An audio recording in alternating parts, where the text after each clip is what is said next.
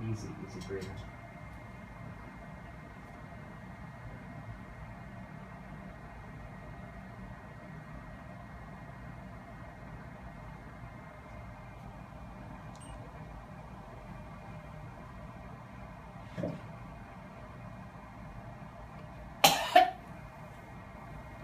Easy breathing. Easy, easy breathing. Almost done.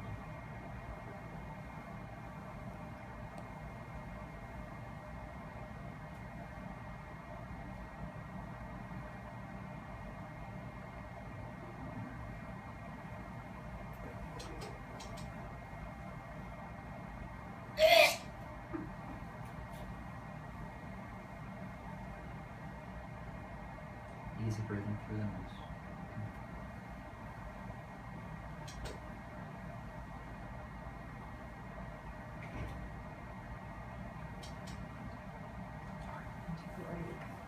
Yeah, it's getting better each time. Glasses, please. Yeah, it's definitely time. Wow. That's definitely a big difference than last time. Yeah, so still certainly worse in the back, but you know that there's some of this back on both chords, above and below, creeping up the A fold here a bit as well.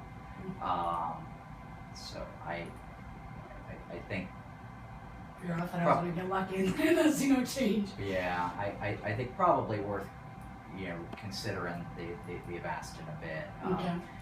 Okay. Again, you know, I'm very confident that it's safe. You know, so from that standpoint, the ophthalmologists have been dumping this in people's eyes for 15, 20 years now, and for neovascular processes of the eyes. You know, very similar to how we're doing this with local infiltration as opposed to, you know, IV use, which is what it's used for in chemotherapy. The only, you know, only reported, you know, in any settings, kind of negative effects from it are really the fact that it works. So there's a, you know, for like big, large colon cancers, there's a black box warning for it. But basically the issue is that these big bulky cancers can invade big blood vessels. And it works so well that they've had a few patients that, you know, it's basically shrunk that tumor down so much, reopening that blood vessel that's been eaten through, and then patients having severe bleeding as a result. Obviously very, very different than what we're using it for in this application on every possible level. But the efficacy, again, you know, it's not a silver bullet, but you know, when we do have people with, you know, reasonably quick recurrence of you know, bulky disease like this, I think it is worth considering and doing.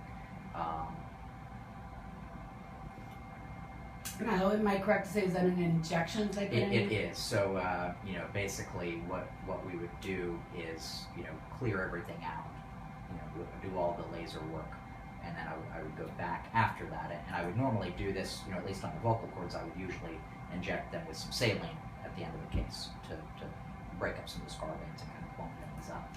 I will inject them with some saline during the case to protect that good tissue underneath from the laser. But basically, instead of doing that at the end of the saline, I would do that with the Avastin, and then I would also inject some of the base of some of these other areas with the Avastin as well. But yeah, it's just a local infiltration, and it works in complementary fashion to what we do with the laser.